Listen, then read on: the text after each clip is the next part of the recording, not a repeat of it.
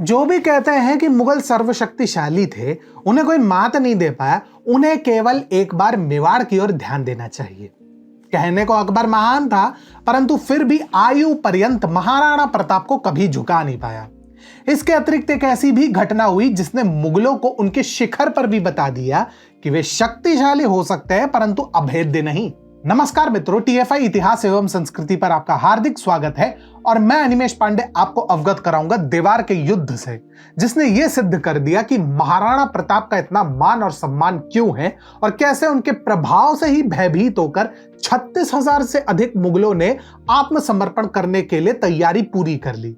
तो अब हम आरंभ करते हैं। प्रताप सिंह सिसोदिया का जीवन विपत्तियों से घिरा हुआ था, परंतु उन विपत्तियों को जिस तरह उन्होंने कुचला, उसी ने उन्हें देश भर में लोकप्रिय बनाया और उन्हें महाराणा की उपाधि दी। राणा उदय सिंह द्वितीय के ज्येष्ठ पुत्र और सबसे योग्य होने के बाद भी उन्हें मेवाड़ की सत्ता के लिए उचित नहीं माना गया और उदय सिंह ने अपनी प्रिय पत्नी धीरबाई के पुत्र जगमाल को मृत्युशैया पर मेवाड़ का उत्तराधिकारी घोषित कर दिया। परंतु मेवाड़ के दरबारी अपने आदर्शों से विमुख नहीं हुए थे। उन्होंने विद्रोह किया और गोगुंडा में प्रताप सिंह को मेवाड़ का नया राणा घोषित किया। यह वह समय था जब अकबर दिल्ली और आगरा के आगे मुगल साम्राज्य का विस्तार कर रहा था। उसने दोहरे मापदंडों की एक ऐसी नीति अपनाई जो एक समय जोसेफ स्टालिन तक को आश्चर्यचकित कर दे।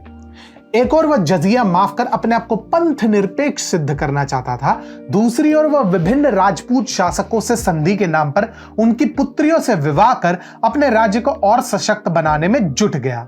उसके दरबारी भी ऐसे थे जिन्होंने उसकी चाटुकारिता में कोई कसर नहीं छोड़ी, परंतु मेवाड़ उन चंद राज्यों में सम्मिलित था जिनका स्वाभिमान नहीं मरा था। राणा प्रताप ने प्रारंभ से ही मुगलों के विरुद्ध आक्रामक रुख अपनाया। जब मुगलों ने उनके प्रभाव की था पहचानी तो उन्होंने संधि प्रस्ताव के लिए मान सिंह को भेजा, परंतु राणा प्रताप का रुख स्पष्ट था, मृत्यु आ जाए परंतु मेवाड़ का एक अंश भी मुगलों को नहीं मिलेगा। आखिरकार मुगल और राजपूत सेना हल्दी घाटी के रणभूमि में मिले। कहने को मुगल इस युद्ध में विजयी हुए थे, परंतु अगर ऐसा होता तो संपूर्ण मेवाड़ उनका होता, जो कि ऐसा बिल्कुल नहीं था। इसके अतिरिक्त इस युद्ध का प्राथमिक उद्देश्य था प्रताप को पराजित कर उन्हें बंदी बनाना, जिसमें मुगल बुरी तरह से फिसड्डी सिद्ध हुए।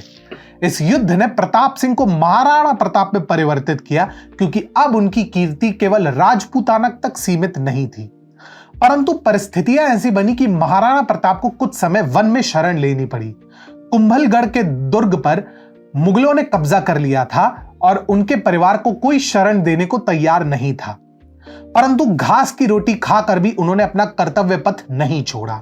उनकी कीर्ति सुन पहले भील आदिवासी और फिर भामाशाह नामक एक सेठ उनके पास आए और उनकी सहायता से महाराणा प्रताप ने पुनः अपनी सेना गठित की। इन दोनों का योगदान ये माटी कदापि नहीं भूल सकता। अपनी सेना सुगठित कर महाराणा ने सर्वप्रथम कुंभलगढ़ पुनः प्राप्त किया। इसके पश्चात 1582 में उन्होंने देवार पर धावा बोला, जिसके माध्यम से मुगल मेवाड़ के 36 चौकियों का नियंत्रण अपने हाथ में लिए थे। परंतु महाराणा प्रताप ने भी कोई कच्ची गोलियां नहीं खेली थी। उन्होंने उसी युद्ध नीति को स्मरण किया जिसके आधार पर कभी उनके पूर्वज महाराणा हम्मीर ने मेवाड़ का गौरव पुनः स्थापित किया। छापामार युद्ध रणनीति के आधार पर उन्होंने देवार पर धावा बोला और मुगल खेमे में ऐसा त्राहिमाम मचाया कि कोई भी मेवाड़ी सेना के समक्ष नहीं टिक पाया। 36,000 मुगल सैनिकों ने बिना लड़े आत्मसमर्पण किया, जबकि कई मुगल महाराणा की सेना से भिड़ने के भय से ही भाग खड़े हुए।